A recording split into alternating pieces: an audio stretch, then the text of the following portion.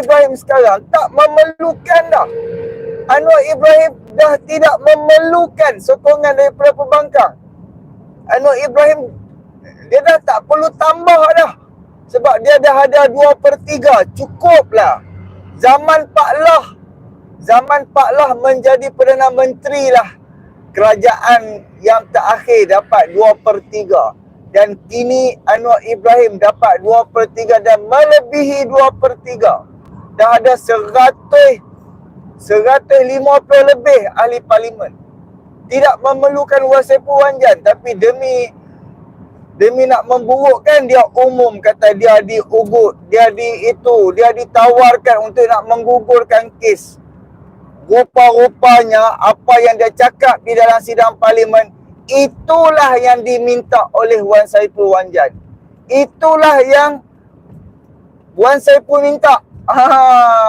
Dan aku nak bawa dengan hampa, aku nak bagi hampa dengar sama-sama.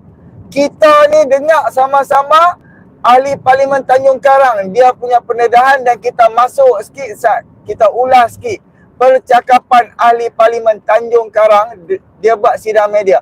Dan sidang media yang dibuat oleh ahli parlimen Tanjung Karang, kalau benda tu fitnah, benda tu tidak benar, Wan Saiful boleh saman ahli parlimen Tanjung Karang. Sebab ahli parlimen Tanjung Karang dia bercakap di luar dewan. So orang panggil kekebalan hanya ada di dalam dewan. Hang buatlah tuduhan apa-apa pun di dalam dewan, hang tak boleh saman dia, hang tak boleh ambil tindakan apa-apa terhadap dia. Tetapi kalau hang buat satu kenyataan fitnah ke, menuduh ke, sangkaan jahat ke, di luar dewan boleh ambil tindakan. Saman ke? Biasanya saman lah dia. Jadi tak apa, jom kita dengar dulu sementara aku duk drive. Kesemua penawaran ini adalah sebenarnya tawaran beliau sendiri atau demand beliau sendiri sebagai syarat untuk ahli parlimen Tasik Gelugor memberi sokongan kepada Yang Amat Berhormat Perdana Menteri. Secara spesifiknya, pada 21 Mac 2024, ahli parlimen Tasik Gelugor telah menuduh Gua Musang telah membuat penawaran yang menjanjikan habuan-habuan seperti berikut. Yang pertama, peruntukan parlimen RM1.7 juta. Yang kedua, peruntukan projek 2 juta. Yang ketiga, bayaran kos perubatan isteri YB ahli parlimen Tasik Gelugor yang sedang menjalani rawatan kemoterapi akibat kanser. Yang keempat, kos guaman untuk menghadapi pertuduhan di mahkamah. Yang kelima, token yang tidak dinyatakan haknya untuk kegunaan peribadi. Yang keenam, pengguguran kes yang sedang dihadapi di mahkamah. Kalau kita amati betul-betul, kesemua penawaran ini adalah sebenarnya tawaran beliau sendiri atau demand beliau sendiri sebagai syarat untuk ahli parlimen Tasik Gelugor memberi sokongan kepada Yang Amat Berhormat Perdana Menteri. Adakah mungkin kerana syarat-syarat ini yang tidak masuk akal, maka individu-individu yang disebut Hassan dan juga Datuk Azman yang beliau akan sebutkan itu tidak mampu untuk melayan kehendak beliau. Maka beliau cuba untuk mendapatkan info dan kepastian dengan cuba mendekati ahli parlimen Gua Musang dan juga saya sendiri dengan pendekatan kononnya. Bertanyakan tentang ubat Wegovy yang pernah beliau tanyakan dahulu kepada saya, iaitu sejenis ubat untuk menahan selera makan bagi menguruskan badan dengan suntikan seminggu sekali. Beliau kemudiannya telah confirm dengan saya untuk tetap order 2 botol ubat tersebut. Ini pun sebenarnya agak aneh. Dalam keadaan isterinya yang sedang menderita kanser dan menerima rawatan kemoterapi, dan beliaunya yang mana beliau klaim sangat terkesan dan tertekan dengan penderitaan isteri, ditambah dengan kos rawatan ubat tersebut yang mahal. Kenapa dia sibuk pula nak kuruskan badan dengan ubat yang mahal juga?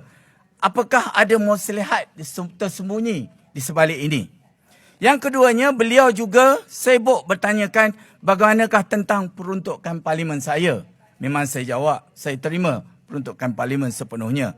Kemudian seterusnya beliau juga bertanyakan kepada saya soal tentang kesahihan individu yang disebutkan itu, iaitu Hasnan dan Datuk Azman, dan mendakwa beliau kurang yakin dengan mereka. Akhirnya beliau mendakwa juga yang sebenarnya beliau telah bersedia lebih awal untuk memberikan sokongan kepada PMX daripada saya. Dan juga beliau mengaku pertemuan beliau dengan Hasnan dan juga Datuk Azman adalah jauh lebih awal daripada saya mengumumkan menyokong PMX. Jadi kesemua penawaran di atas itu adalah demand beliau sendiri. Dan pertemuan serta perbualan dengan saya atau Gua Musang adalah atas pertanyaan beliau sendiri untuk mendapatkan penjelasan dan kepastian. Tetapi saya atau Gua Musang gagal membantu atau gagal jadi ejen yang baik kepada beliau. Maka beliau melaporkan pula kami yang memujuk beliau. Jadi kenyataan beliau di parlimen adalah jelas bersifat sangkaan jahat, fitnah, mengelirukan dewan dan memutarbelik fakta sebenarnya serta menuduh saya tanpa apa-apa bukti yang jelas dan saksi serta cuba memerangkap dan mengheret saya ke dalam agenda peribadi beliau yang berniat jahat dan ia adalah menyalahi peraturan 36(6) dan juga 36(12) peraturan Majlis Mesyuarat Dewan Rakyat. Maka saya, Ahli Parlimen Tanjung Karang dengan ini telah mengusulkan supaya Ahli Parlimen Tasik Gelugor dirujuk ke Jawatan Kuasa Hak dan Kebebasan Parlimen. Sekian, terima kasih. Okey geng, kita boleh nampak lah. Kita boleh nampak. Sekarang ni dia yang plan, dia yang tetapkan apa yang dia nak. Last dia putar belik 6 tawaran tu. 6 tawaran tu orang yang tawar kepada dia dan dia berucap di dalam sidang parlimen. Kata dia ditawarkan A, B, C, D, E, F, G. Padahal penawaran tu dia yang tetapkan. Yang paling aku tak boleh belah sekali paling aku tak boleh belah ubat kuih. Kita nak tanya hang tu gemuk sangat ke apa? Tak, bukan nak kita bukan nak main peribadi soal visual dia, orang panggil body shaming. Bukan. Tapi bukan nak kata aku pernah perasan sekali je Wan Saiful, hang dah lah rendah babe. Hang dah lah rendah, hang bukan orang-orang tinggi. Hang tu rendah. Lepas tu hang nak ambil ubat kurih buat apa lagi? Kan? Lepas tu apa yang dia minta tu kan, untuk nak kos rawatan isteri dia tuan. Pada aku, aduh. Hang dah lah, cara hang ni, hang meminta rasuah. Hang meminta duit sampai 1.7. Kan? Hang minta bukan main banyak lagi. Lepas tu pula, hang minta token. Tanpa had, hang boleh pakai berapa banyak hang boleh pakai. Yang tak masuk akalnya, hang yang letakkan syarat tu.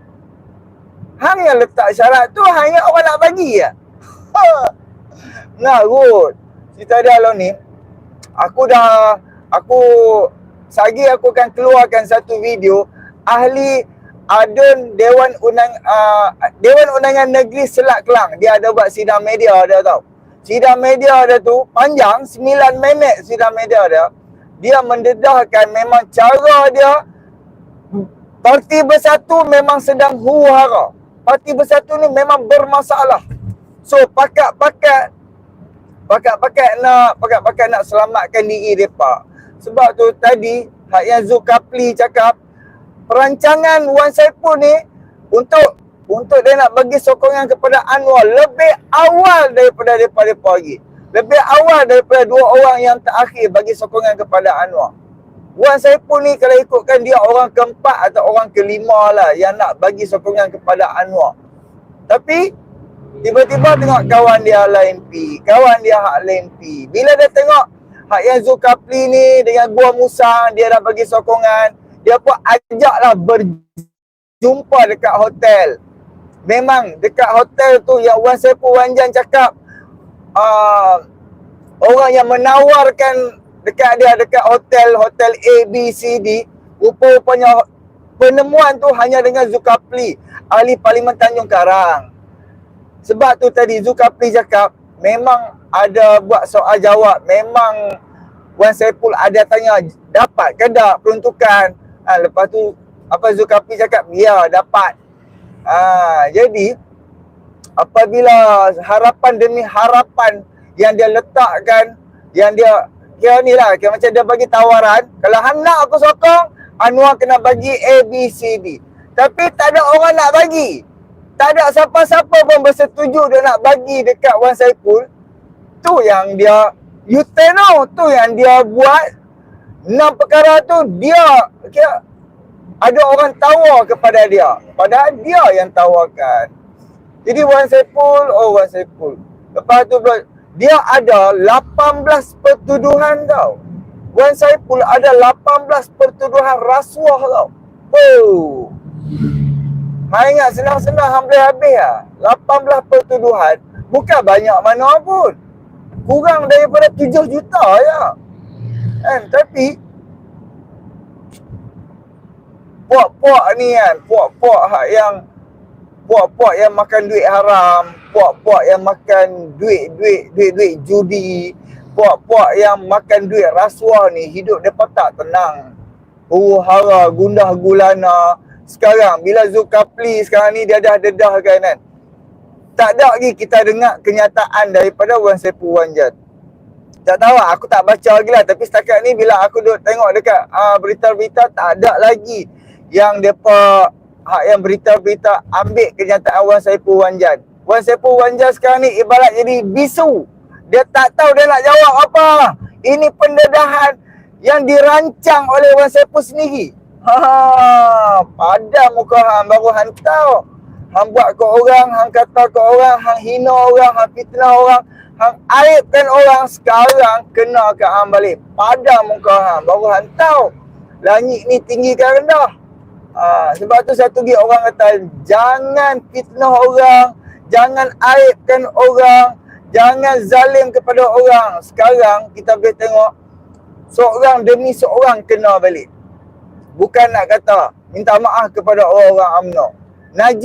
Najib, zaman Najib Perdana Menteri, Anwar masuk dalam. Tahu tak Anwar tak, dan Anwar nak jadi Perdana Menteri, Najib dah masuk balik Itu cara Najib. Cara Mahathir kita boleh tengok Allah beri panjang umur dia. Sekarang dah umur 199 tahun, babe. 99. Tak mati-mati lagi. Yes, kita tahu ajal maut ini semua Allah yang atur. Tapi kita boleh tengok kan, kita hari ni kita buat jahat ke orang, kita buat sesuatu keburukan kepada seseorang, Allah akan balas. Tapi Allah tak balas dengan benda yang sama. Allah balas macam-macam jenis. Kan? Kadang-kadang dengan hang sakit lah, ada orang lain zalim hang, ada orang lain tipu hang balik. Kan? Sebab apa? Sebab apa yang kita pernah buat dulu. Jadi yang macam Wan Saiful Wanjan ni kan, apa perpecahan depa, gundah gulana depa, huru-hara depa ni, tak lama Perikatan Nasional Parti Bersatu memang meletup ya. Kan? Memang meletup lah. Kita tunggu dan lihat lah. Macam Kalaulah Muhyiddin Yassin dijatuhi hukuman bersalah dengan 4 pertuduhan, duit yang masuk ke dalam akaun Parti Bersatu, Muhyiddin Yassin dijatuhi hukuman bersalah, Parti Bersatu of course bubar pun.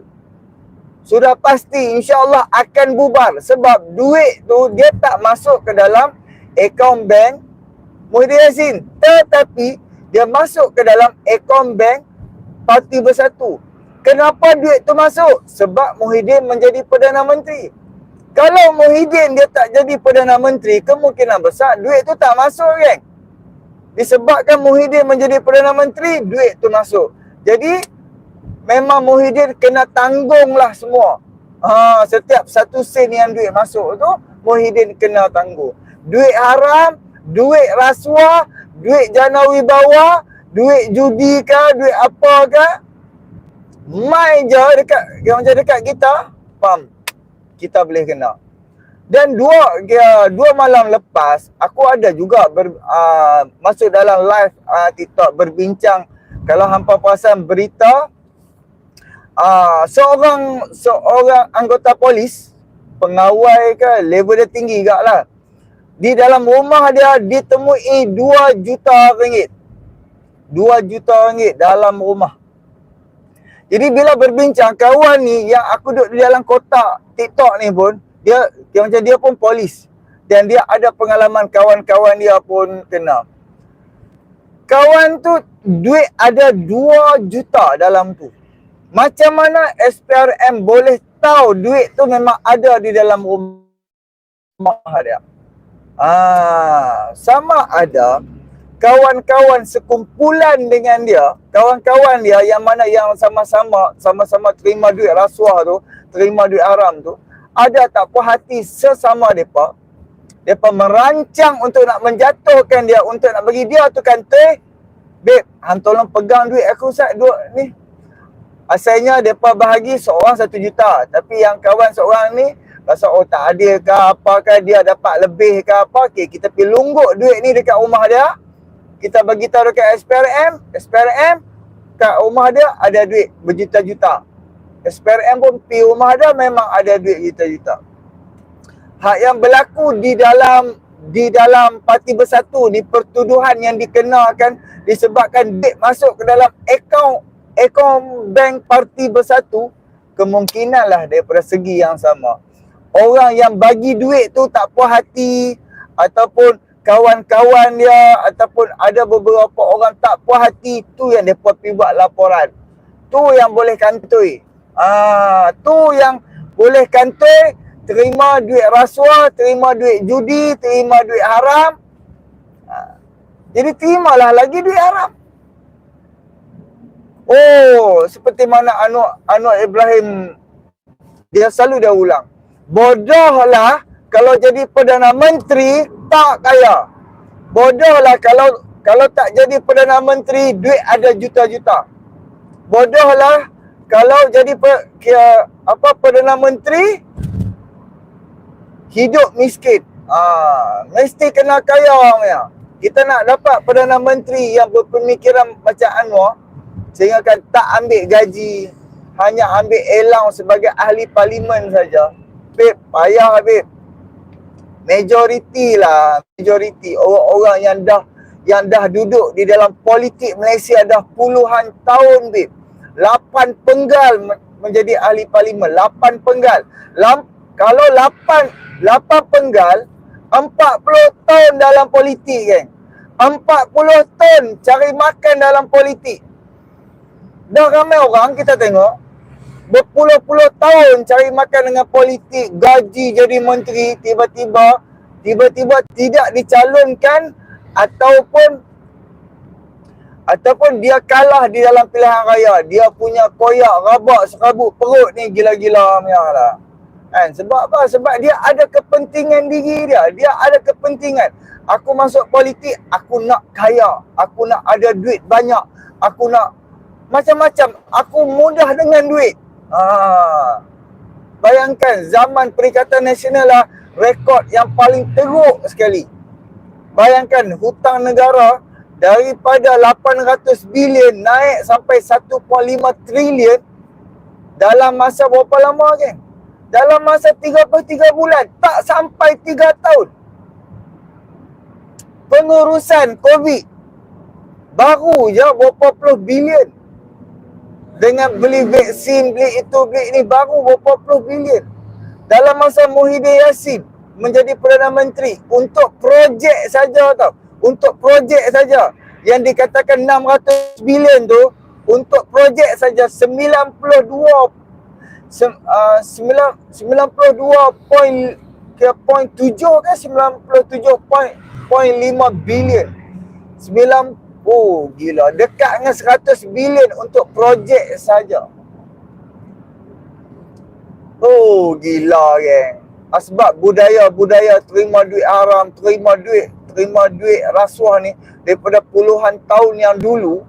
Sebab itulah sampai sekarang duk berebut dia nak jadi menteri. nak jadi kerajaan, nakkan itu, nakkan ini.